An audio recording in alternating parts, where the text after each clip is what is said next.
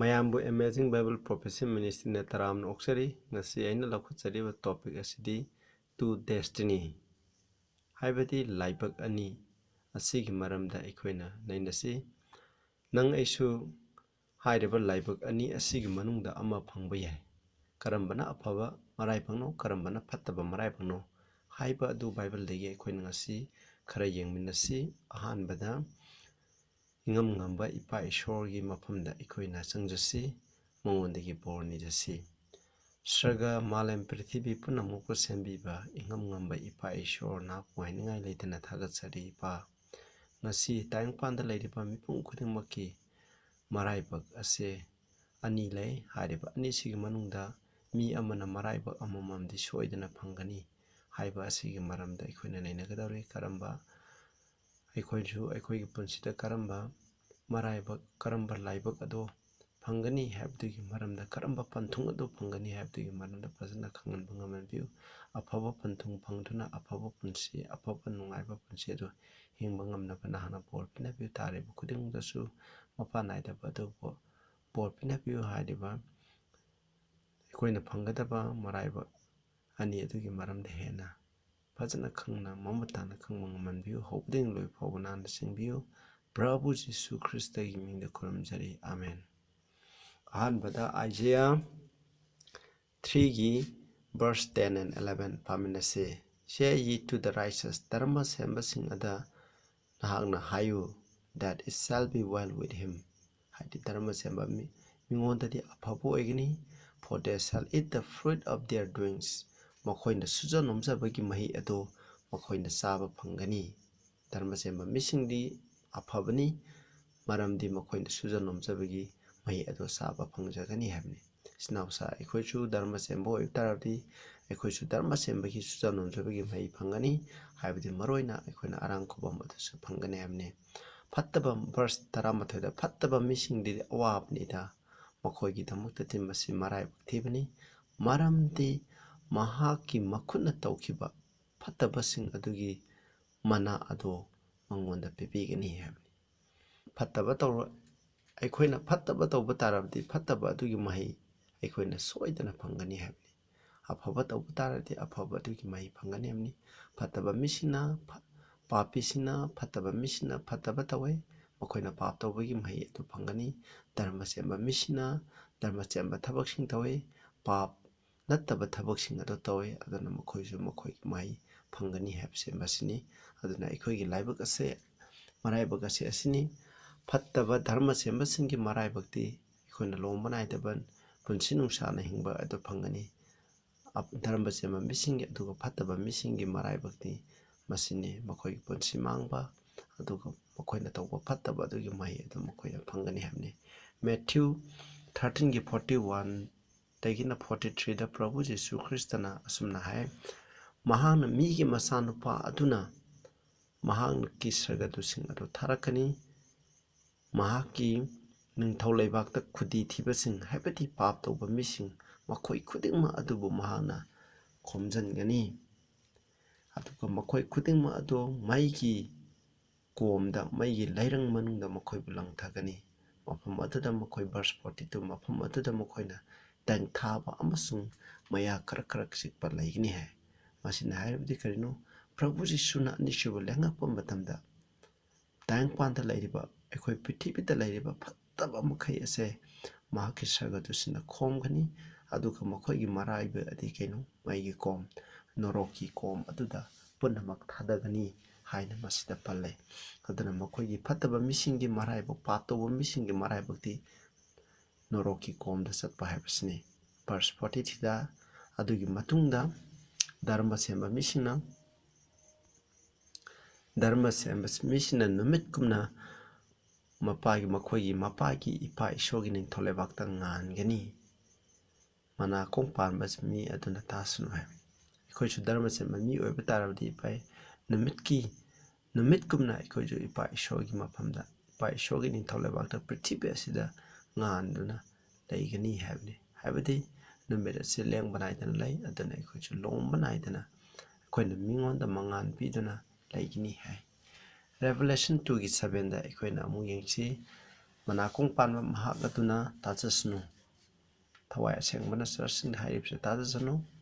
To him that overcome will I keep to eat of the tree of life. Khudum saliba mahak aduda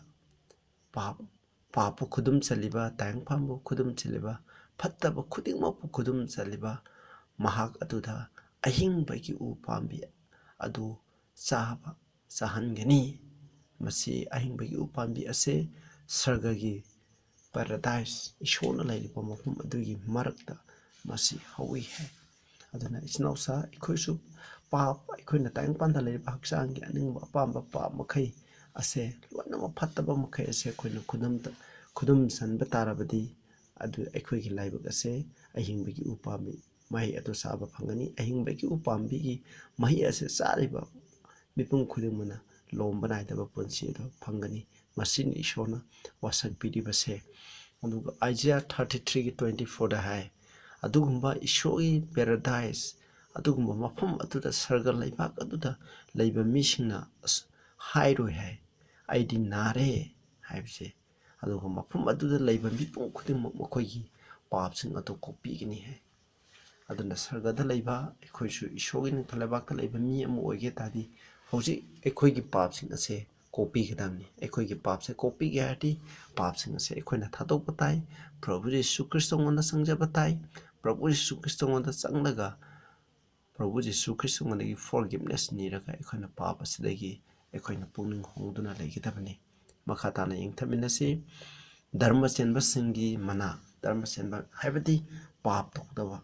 ishona haiba inba misingi mana kari oigini. Psalm 15:1-2 da hai David na hai kanana isogi tabernacle isogi asengba mafam laisang aduda laigini. Kanana mahaki asengba ching aduda laigini hai ishona lairiba isogi mafam aduda kanana laigini haibaga chamane. Verse 2 da hai he that walketh uprightly puning chumna dharma chena chaliba mahak aduna walketh righteousness dharma chenbagi thabaksing tawriba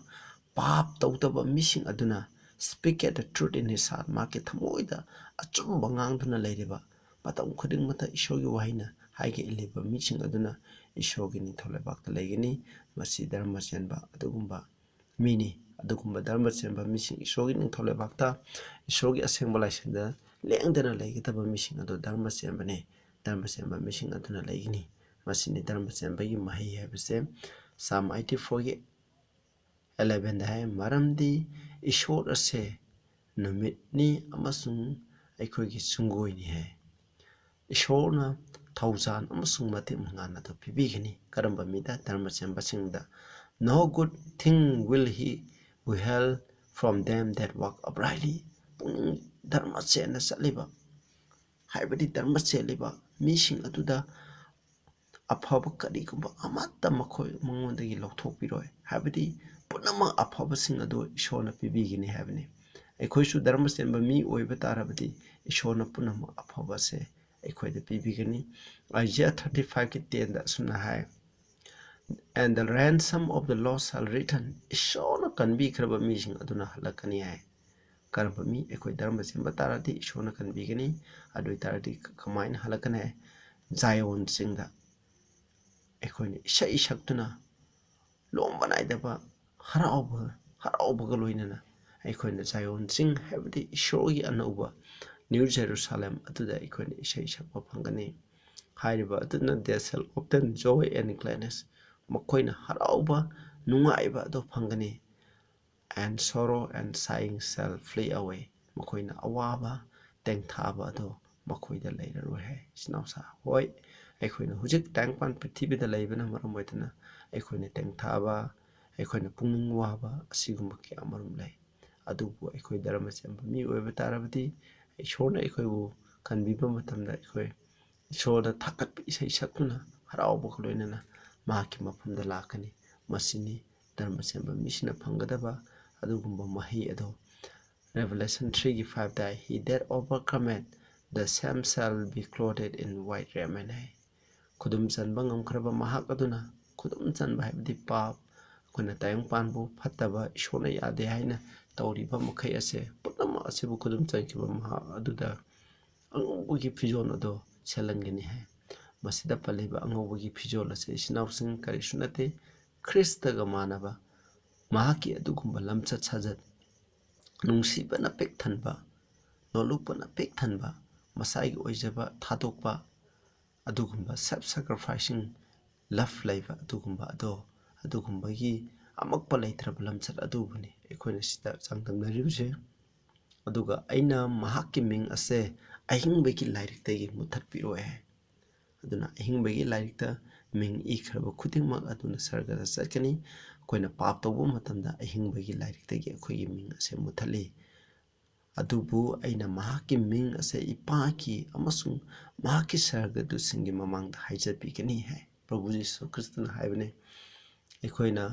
pap thadoba ekoina khudum sanba taragati ekoida angobo phizon selalagani angobo phizon adi pap tawtraba amok palaitraba aduguma lamcha sadat pibirakani ahingbagi lairikta ekoi ming isangani madurigi lokthokpiroi Prabhuna ipa ishwagi mamangda ekoigi tamo haijapikani hai Exodus 32 ki 33 da sumna hai ishona Moses na Israel masa singi da mahijabni nangna Israel masa sing asibu kanbida batarabi nahaki lairiktagi aigi ming lokthok hai adu matamda ishona khume and the Lord said unto Moses ishona Moses ta hai whosoever has sinned against me aigi mayukta taw kanagumba aigi mayukta kanagumba na pap tawrabadi pap aigi mayukta pap tawba mipung khudingmak adu him will I blot out of my book aigi lairiktagi mahaki lokthokani hami muthatkani mahaki ming muthatkani sinausa nang aina pap tawba matamda ahingbagi lairiktagi akoigi ming muthatkani ahingbagi lairikta nang aigi ming yaudravadi akoina sargada chatpa phangoi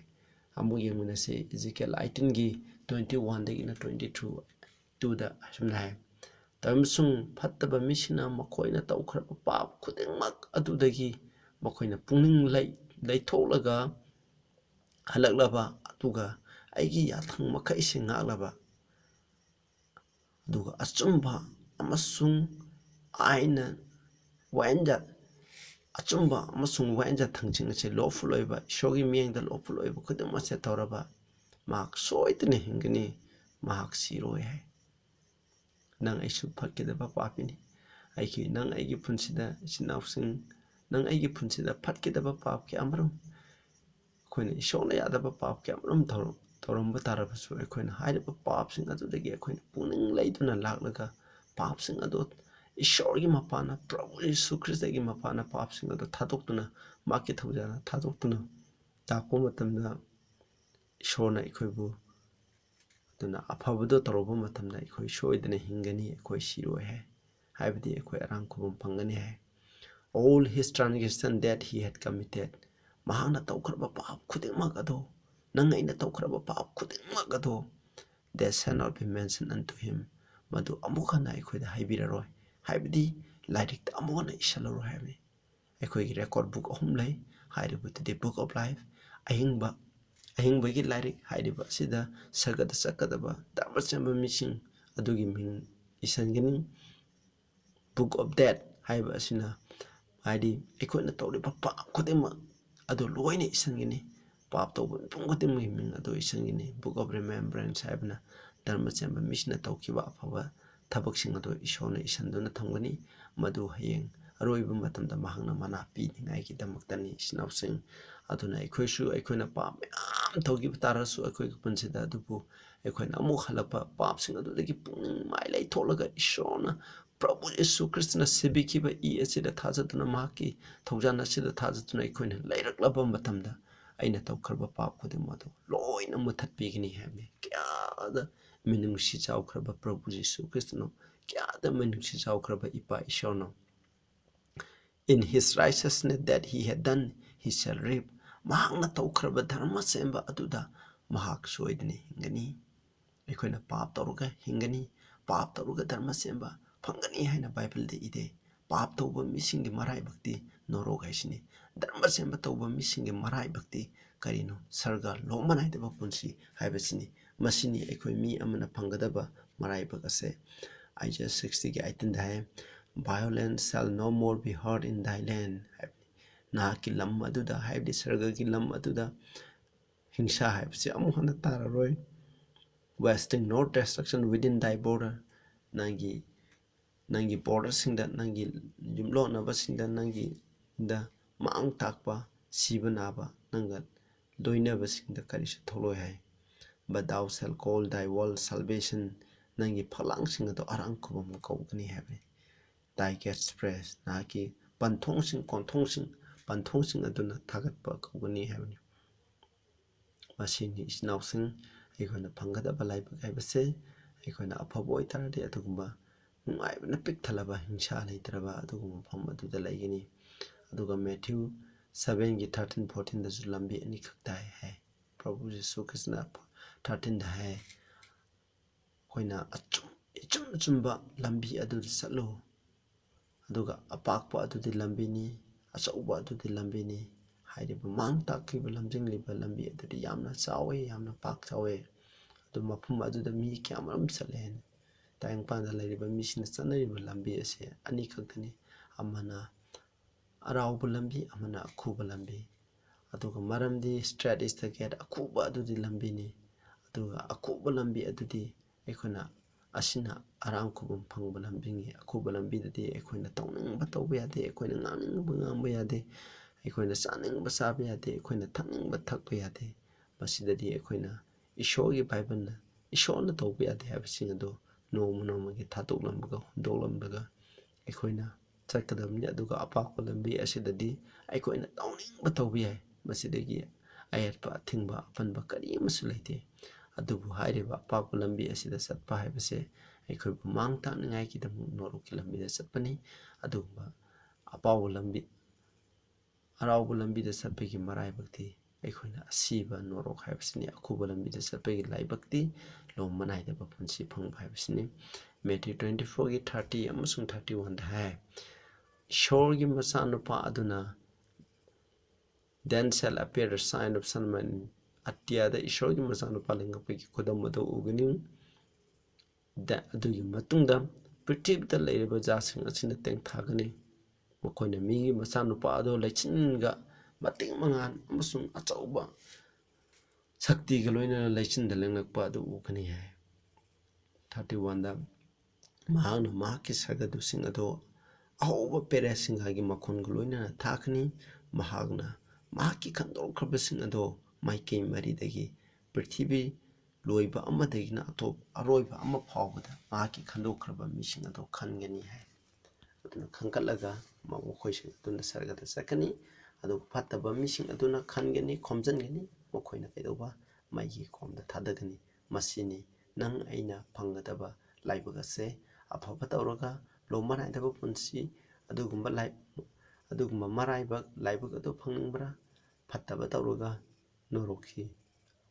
maigi komgi laibag ado phangningbra haibse aikoina ngasi pun aikoina lepsinda sing. Prabhu Jesu Krishna lakpa matamda anishuba lakpa matamda phattaba misingi maraiba kari oini haibsingse Revelation 1 gi 7 da hai. Yengu mi mahagna laichinga loinana lakani mit khudingmana mahakpu ugani mahakpu tana thingiba mising adunasu mahakpu ugani. Prithibida lairiba jat khudingma asina mahakki maramgi damak tengthakni hai. Aikhoisu phattaba mi oiba tarabati adugumba Prabhuna lakpa matamda tengthaba adugumba adugi marakta aikhoi yawgani. Aduga Revelation 6 ki 14 to 17 da sunai. Prabhu phattaba mising kari tawuni haiba matamda Prabhu Jesu Krishna anishuba lakpa matamda jingjausing aduga ithat masasing ase loina mafam hongkhigani hai. Prithibigi ningthausing angam athausing inakhunba mising lamnigi maroiba makoksing akanba mising aduga mikha ponba mising maningtama mi khudingma aduna tingjausingi marakta surungda changduna makhoi masamak ado lotkani hai. Aduga verse 16 da hai singjausin amasung nungsing da haigini aikoigi ithakta taro adugumba singhasan aduda phamliba mahaki maithongdagi aikoibu losanbiyo yaw masa adugi asaubadagi akoibu losanbiyu haigini verse 7 da maramdi mahaki asaubagi numit ase lakare kanana mahaki asaubagi numit ase da lepangamgani haibisini sinausa kanana lepangamgani dharma semba missing ishona haibe inba missing adu khaktana hairiba adugi numit adura prabhuna anisuba lakpa adugi numit atuda ikoina lepangamgani aduguma numita lepangamba missing adugi manungda ꯑꯩꯈꯣꯏꯁꯨ ꯌꯥꯎꯅꯕ ꯍꯣꯠꯅꯁꯤ ꯑꯔꯣꯏꯕꯗ ꯑꯦꯟꯇꯤꯈ꯭ꯔꯥꯏꯁ power ꯑꯁꯤ ꯈꯨꯔꯨꯝꯕꯒꯤ ꯃꯔꯥꯏꯕꯛ ꯀꯔꯤ ꯑꯣꯏꯒꯅꯤ ꯍꯥꯏ ꯔꯦꯚꯦꯂꯦꯁꯟ 13ꯒꯤ 8ꯇ ꯍꯥꯏ ꯄ꯭ꯔꯤꯊꯤꯕꯤꯗ ꯂꯩꯔꯤꯕ ꯑꯍꯤꯡꯕꯒꯤ ꯂꯥꯏꯔꯤꯛꯇ ꯃꯤꯡ ꯏꯁꯤꯟꯈꯤꯗ꯭ꯔꯕ ꯌꯥꯎ ꯃꯆꯥ ꯍꯥꯠꯈ꯭ꯔꯕ ꯄ꯭ꯔꯤꯊꯤꯕꯤꯒꯤ ꯍꯧꯔꯛꯄꯗꯒꯤ ꯂꯩꯁꯦꯝꯕ ꯍꯧꯔꯛꯄꯗꯒꯤ ꯍꯥꯠꯈ꯭ꯔꯕ ꯌꯥꯎ ꯃꯆꯥ ꯑꯗꯨꯒꯤ ꯑꯍꯤꯡꯕꯒꯤ ꯂꯥꯏꯔꯤꯛꯇ ꯃꯤꯡ ꯏꯁꯤꯟꯈꯤꯗ꯭ꯔꯕ ꯃꯤꯄꯨꯝ ꯈꯨꯗꯤꯡꯃꯛ ꯑꯗꯨꯅ ꯍꯥꯏꯔꯤꯕ ꯑꯦꯟꯇꯤꯈ꯭ꯔꯥꯏꯁ ꯄꯥꯋꯔ ꯑꯁꯤꯕꯨ ꯈꯨꯔꯨꯝꯒꯅꯤ ꯍꯥꯏꯕꯅꯤ ꯃꯁꯤ verse 14 asumna hai and deceive them that are on the earth by means of those miracles we had power to do in the sight of the beast sa atugi mamangda mahangna tawbung amba sakti atugi mapana haidi angakpa miracle sing asigi mapana namthak tawgani hai snausa ko roiba matamda hingi bai khoi yam section katabni saitana tawba miracle asigi mapana ikoibu namthak tawribani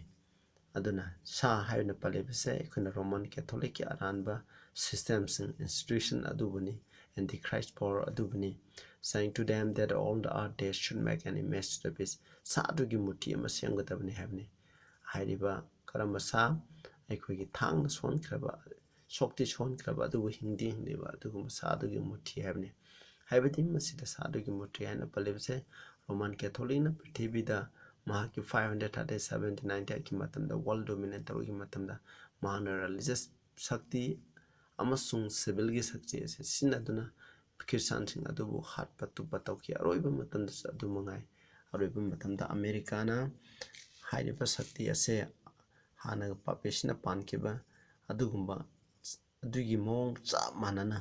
America haji papesi ki maki asiba deadly wound phangduna leidiba asokpada mahana aba phangini aduga prithibda leiba khudimang mi asibu sa adubu khurumna haikini aigi mamangi video singda masigi manamda yamna detail ni nakre maduda nokhoni hena kangan view America na prithibda leiba mipum khudimuta ain nomaijing do iba ain bible gi wangbuda akhoi mipum khudimang nomaijing pathagadabani haibigi ain ama semaga pass tawrkani hariba sida sa sigda mutri ama sema kawe revelation 16 ki 13 14 para loisilase aina zona hai aina sengdaba koina thawai ahum hangoi adi singlai adugi masindagi singlai have this satan adugi masindagi tholopa amusungwe sa adugi masindagi habedi beast power at the Roman Catholic system makoi aramba takpi tambibani niti niyom sing ase habedi asitagi tholopoe out of the mouth of false prophet Paul prophet habedi keno America da leiba apostate protestant singje mokoini mokoigi masindagi tholopa do ui hai hairiba phataba unclean spirit sing asina kaida ui haiba matamda mokoi je satan gi spirit ni mokoina angapa kyamnom pangthoi aduga prithibigi ningthau sing amsung prithibda leiba khudam asida salaga mokoi se aroibagi markta isorgi markta lan hogodaba battle of amagadon kitam mokoina mi khomni haibani sinausa aduna ikoisu asigumba phattaba thawai singdagi dragon satan dagi thadoliba phattaba thawai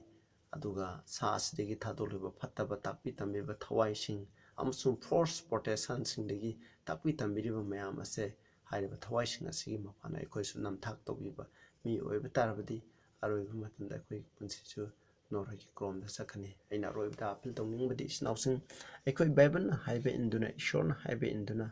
ikoina पाप मखै अदु थादोक्तुना इखोइगी अदुगुम्बा लोंबा नाइदबा पुन्सि फंगबा अदुगुम्बा मराइबक फबा missing अदुगी मनुंगदा इखोइ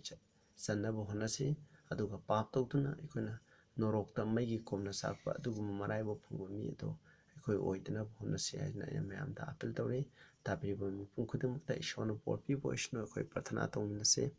स्वर्गदा लेबे पाइसो इखोइना हुजि खितंग नैना जगरे पा पापसलु Naina ngang soikiba taukiba kaya arsuna ngapiu ꯑꯩꯈꯣꯏꯒꯤ ꯂꯥꯏꯕꯛ ꯑꯁꯦ ꯁꯔꯒꯒꯤ ꯂꯝꯕꯤꯔ ꯅꯣꯔꯣꯛꯀꯤ ꯂꯝꯕꯤꯔ ꯍꯥꯏꯕꯁꯤꯒꯤ ꯃꯔꯝꯗ ꯑꯩꯈꯣꯏꯅ